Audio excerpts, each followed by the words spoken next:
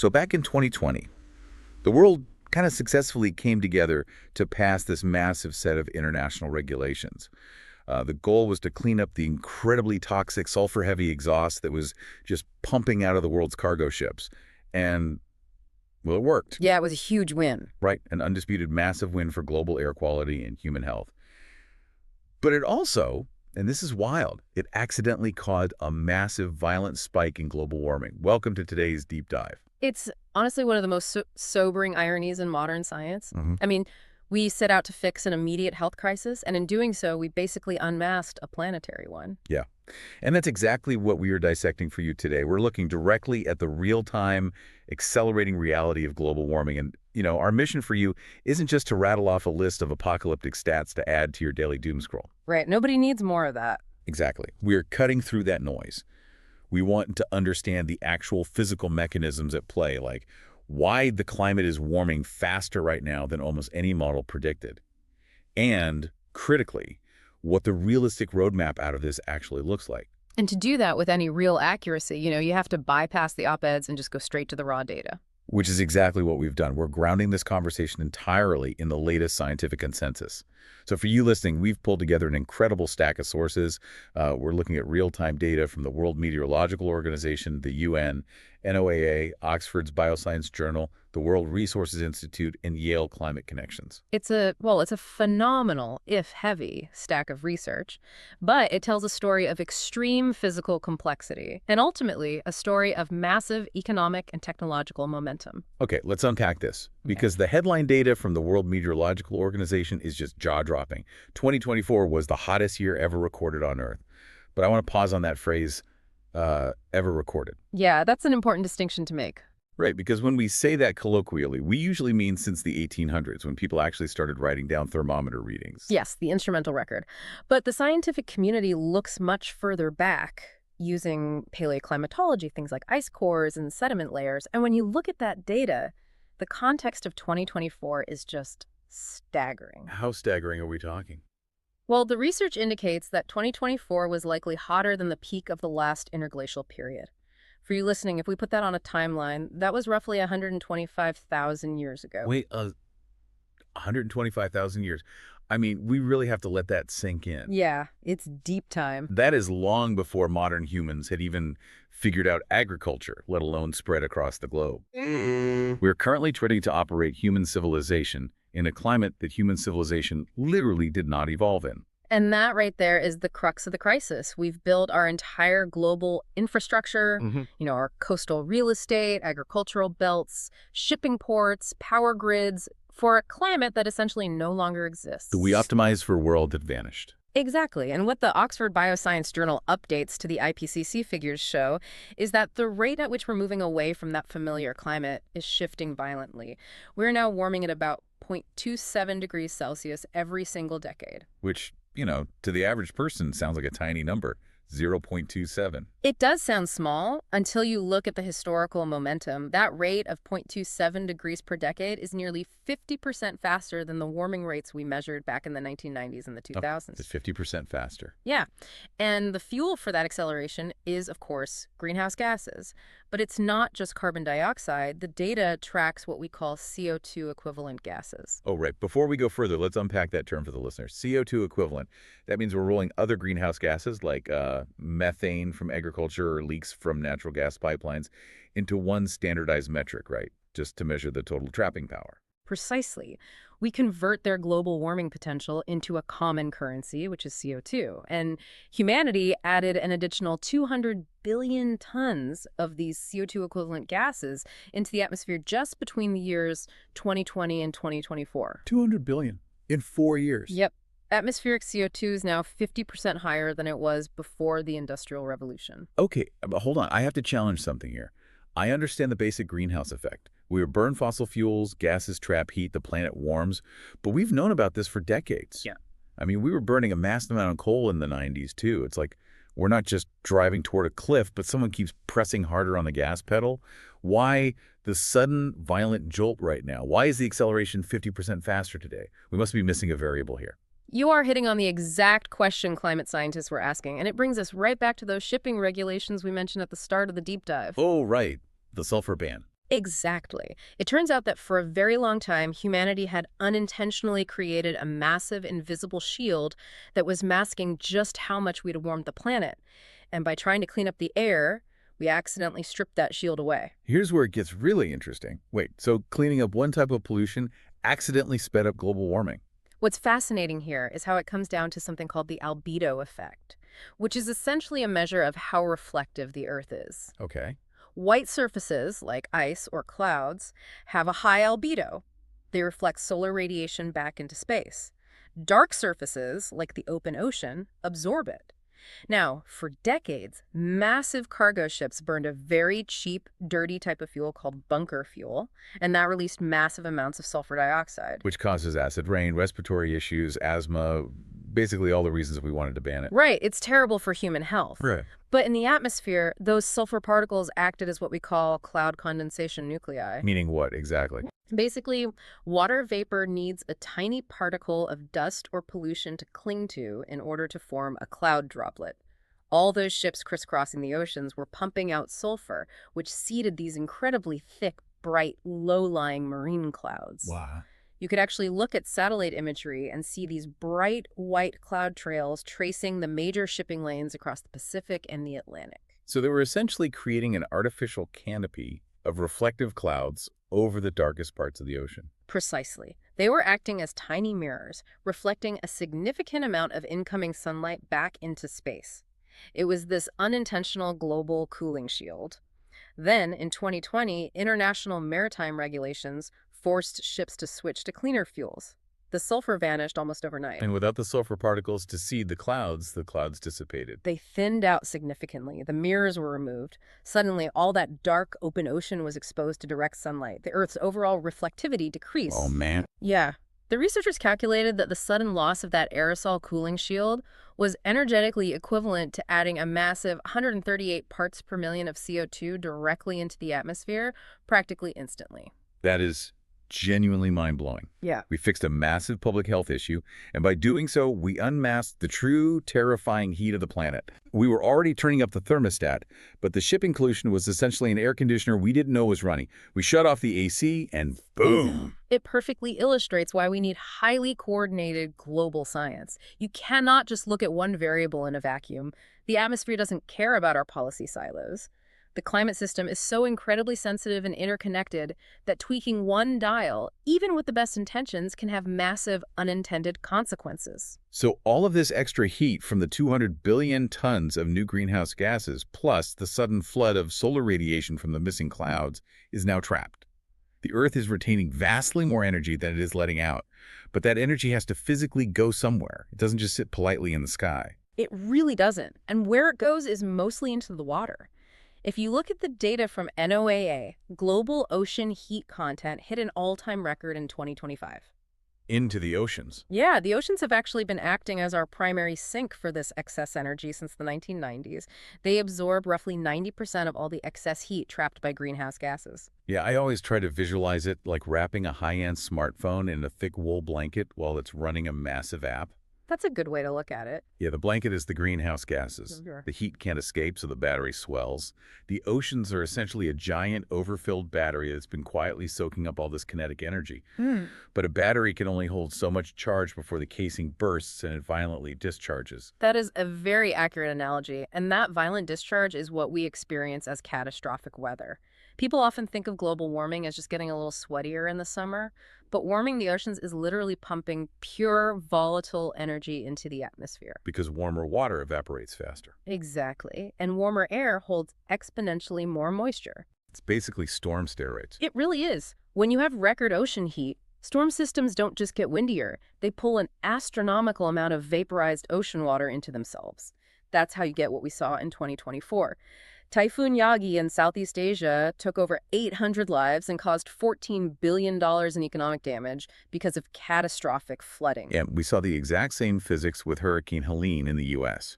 It wasn't just a coastal wind event. It was a massive conveyor belt of ocean moisture that dumped historic rains inland. It took 251 lives and caused nearly $79 billion in damages. And the ripples go far beyond hurricanes. That trapped thermal energy fundamentally alters atmospheric jet streams. It creates heat domes that dry out vegetation, which fuel the Los Angeles wildfires, resulting in 30 deaths and a staggering $250 billion in damages. 250 billion. Or the prolonged heat wave in Europe, which researchers directly linked to the deaths of roughly 1,500 people. When you look at the real-world fallout, you realize we're basically reading the vital signs of a very sick patient.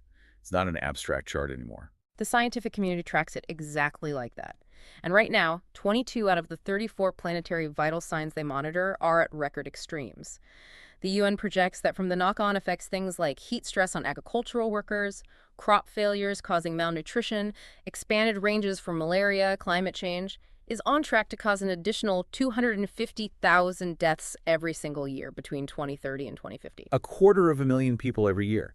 Hearing that scale of impact, it naturally pushes the mind toward the permanent features of our planet. Are we breaking things that physically cannot be put back together? Because the NOAA sources highlight sea levels. They've risen 8 to 9 inches since 1880, but the rate of that rise has doubled just in the last 3 decades. Yeah, that acceleration points directly to the concept of tipping points. The ice data is incredibly concerning. Ice loss in Greenland and Antarctica has quadrupled since the 1990s. Quadrupled. That feels like a momentum that can't easily be stopped. And it is. The physics of massive ice sheets dictate that they're incredibly slow to react to warming. But once they start melting at this rate, thermodynamics takes over. As white ice melts, it exposes dark water, which absorbs more heat, which melts more ice. Oh, wow. It's a self-reinforcing feedback loop. Scientists are warning that we may have already crossed a threshold that commits major coastal cities, Miami, Mumbai, Jakarta, New York, to several meters of sea level rise. Wait, several meters. Even if we were to somehow magically stop all carbon emissions today. Even if we went to zero emissions this afternoon, the heat is already baked into the ocean system and the ice is already reacting to it. Yeah. It might take centuries to fully manifest, but the physical process has been locked in. That's terrifying. And inland, the story is just as severe. The Arctic is warming at twice the global average rate. That is rapidly melting the high mountain freshwater glaciers that countless inland communities in places like South America and Asia rely on for their seasonal agriculture and drinking water. Okay, hearing about unstoppable feedback loops and locked-in sea level rise, I have to ask about our global goals. Anyone who follows climate news knows about the Paris Agreement and that crucial 1.5 degrees Celsius threshold. Now, I saw the headlines stating that 2024 officially crossed that 1.5 degree limit. So what does this all mean? If we passed it, does that mean the fight is over? Did humanity just flat out fail the biggest collective test we've ever taken? It's entirely understandable to feel that way given the headlines. But if we connect this to the bigger picture, it is absolutely vital that we don't misinterpret what that 1.5 degree metric actually means in climate science. Okay, clarify that for us. It's true that 2024 was the very first single year to exceed 1.5 degrees above pre-industrial levels. But the scientific framework of the Paris target, the actual red line, is not based on a single year. Why not? I mean, if the thermometer says 1.5, didn't we hit the physical threshold? Because the climate system naturally experiences temporary short-term anomalies, 2024 was heavily influenced by a very strong El Niño event, which naturally releases massive amounts of heat from the Pacific Ocean into the atmosphere. Right, El Niño. Yeah. To get an accurate reading of the permanent baseline change to the climate, the Paris target is measured over a 20 to 30-year rolling average. You have to smooth out the noise of individual El Niño and La Niña years to see the true trend. I see. So where are we at on that rolling average? When you look at the current long-term average, we actually sit between 1.34 and 1.41 degrees. Oh, okay. That is a massive distinction. We are flirting with the edge, but we haven't permanently fallen off the cliff. We haven't. We are perilously close, and we will likely cross it in the early 2030s, but we haven't permanently broken it yet. And furthermore, the framing of pass or fail is scientifically flawed. Even if we do overshoot 1.5 degrees temporarily, which many models now suggest we will, the 2.0 degree target is still very much in play. We are currently on track to reach that around mid-century. And maintaining that 2-degree limit is still enough to prevent the absolute worst-case civilization-threatening scenarios. Right. The difference between 1.6 degrees and 2.5 degrees is the difference between manageable adaptation and unmanageable collapse. Every fraction of a degree matters immensely. That actually changes the whole psychological framing. Yeah. Knowing that the window is still open, even just barely, really helps combat that paralyzing eco-anxiety. Yeah. But it immediately brings up the practical follow-up. If the window is closing and we are racing the clock, Is humanity actually moving fast enough right now to change the trajectory? This is where we pivot from the physics of the problem to the physics of the solution, because the financial and technological shifts happening right now are truly unprecedented. The technological curve is bending rapidly. Look at electric vehicles. A decade ago, EVs made up less than 1% of global passenger car sales. They were a niche luxury product. Today, it is over 1 in 5 cars sold globally. From under 1% to over 20% in 10 years. That's an S-curve in action. It is a classic technology adoption S-curve. Furthermore, global solar and wind power generation has tripled just since 2015. And the money is absolutely following the technology. Private climate finance hit a record $1.3 trillion in 2024. Wow. Capital markets are no longer looking at renewable energy as a charitable endeavor. They see it as the most profitable growth sector of the 21st century. Because economies of scale have kicked in. I mean, it's actually becoming cheaper to deploy clean energy than to burn coal. Exactly. The economic models from Oxford and others are incredibly clear on this. If we dramatically accelerate these renewable investments right now, we are looking at unlocking $20 trillion in cumulative global savings by 2060. 20 trillion. Yes. That comes from avoided disaster damages, massively reduced healthcare costs from air pollution, and just fundamentally cheaper energy generation. So the incentive structure has finally flipped. It has. And politically, we are seeing real movement. The 2025 UN climate pledges, known as Nationally Determined Contributions, or NDCs, are the most ambitious we have ever seen. And there's a massive, highly coordinated focus right now on cutting methane emissions. Wait, why methane specifically? We've spent this whole time talking about CO2. Methane is the emergency brake of the climate system. It's incredibly potent, trapping roughly 80 times more heat than CO2 in the short term, but it only lasts in the atmosphere for about a decade, whereas CO2 lasts for centuries. Oh, I get it. Yeah, so if you plug a methane leak at a natural gas facility today, the cooling effect is felt almost immediately. It is the fastest, most cost-effective way to shave off a fraction of a degree in near-term warming while we do the harder work of transitioning the entire energy grid. I hear all of this, and the technological optimism makes sense. I see the solar panels going up. I see the wind turbines. I see the NDCs targeting methane. But I have to bring up a very dark, very stubborn statistic from the World Resources Institute sources we have. Let's hear it.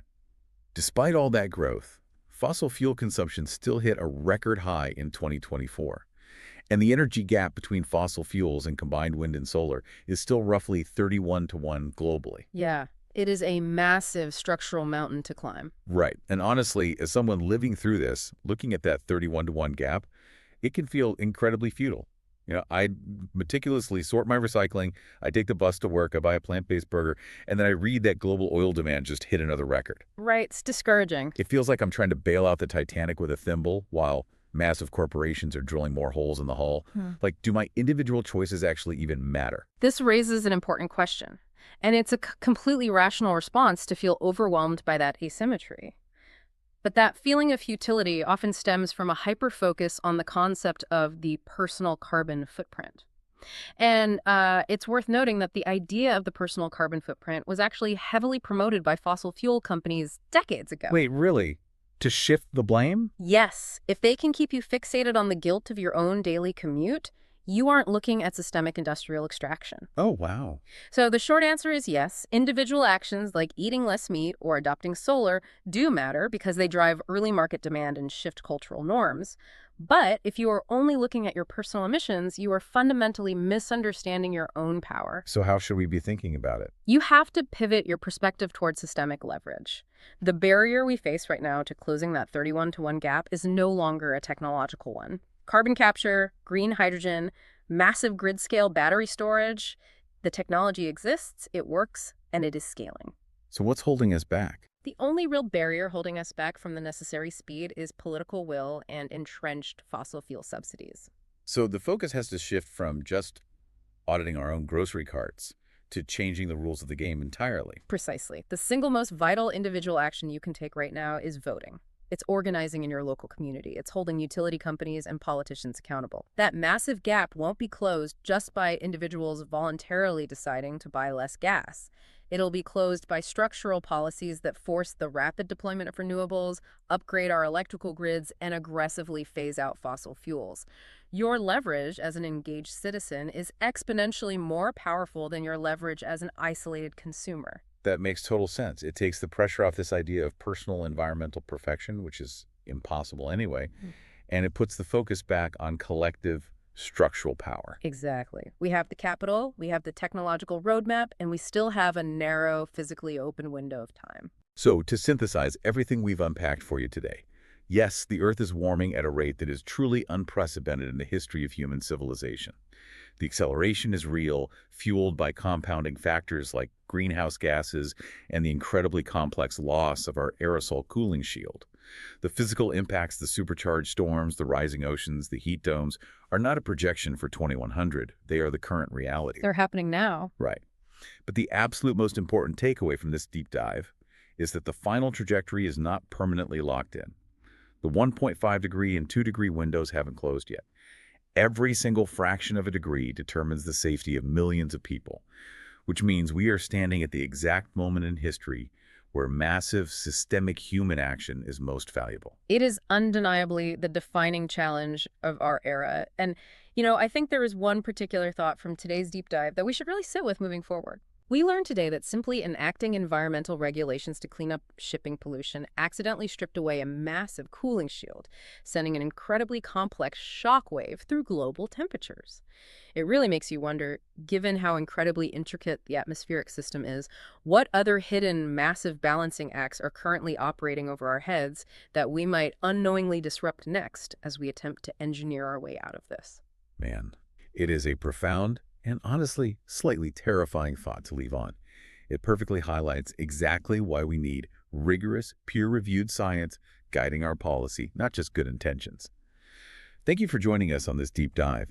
If this conversation helped clarify the massive shifts happening in the climate system, please share these insights with someone else. Bring up the aerosol paradox at dinner or send this to a friend who might be feeling overwhelmed by the doom scroll, because challenges of this magnitude are never, ever solved in silence.